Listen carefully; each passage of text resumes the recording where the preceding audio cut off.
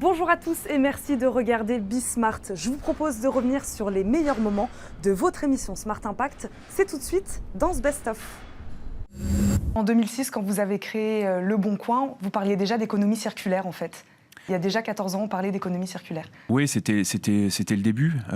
Et puis, c'était encore un buzzword, comme la big data, par exemple, on en a parlé beaucoup avant que ça soit une réalité. Je pense qu'aujourd'hui, il y a une vraie prise de conscience. On voit des entreprises commencer à devenir entreprises à mission. Et je pense que le monde de l'entreprise est en train de réaliser quel impact il peut avoir dans le monde d'aujourd'hui, dans le monde de demain. Ouais. En fait, les usages se sont développés assez spontanément suite à des demandes des utilisateurs. D'abord, après, il a commencé à y avoir de l'automobile, puis de l'immobilier, puis de l'emploi, et puis aujourd'hui de la location de vacances. Et en fait, ce sont les utilisateurs qui ont poussé à améliorer le site pour développer de nouveaux usages. Alors déjà, on essaye d'être cohérent entre l'image que les utilisateurs peuvent avoir du Bon Coin et l'image que les collaborateurs ont de leur entreprise. Si je vous dis qu'une des valeurs du Bon Coin, c'est la proximité, je pense que ça s'applique aussi bien à l'image que nos utilisateurs peuvent en avoir, puisqu'une des réussites du Bon Coin, ça a clairement été de proposer des biens et des services qui sont disponibles à côté de chez soi. Pour l'entreprise, ça veut dire quoi? Ça veut dire avoir des locaux, par exemple, sans bureau fixe, sans bureau fermé, y compris pour la direction, être accessible à tous les collaborateurs.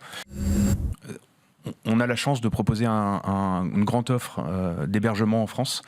Et je pense que sur la location de vacances, on va pouvoir vraiment proposer aux Français de mieux partir en vacances et aussi de manière plus responsable, sans doute en ne prenant pas nécessairement un avion ou 5 avions par an.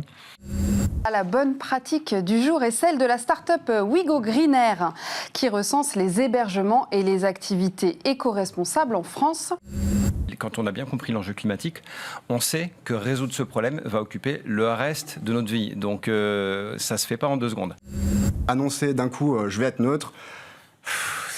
Ouais, bon, un bel effet d'annonce. C'est un bel effet d'annonce, mais nous, ce qu'on attend, c'est la réduction des émissions. Ce qu'on attend, c'est aujourd'hui, comment est-ce qu'on fait pour passer à l'échelle individuelle, un Français moyen, c'est 11 tonnes, quelque chose comme ça. Il faudrait qu'on passe à 2.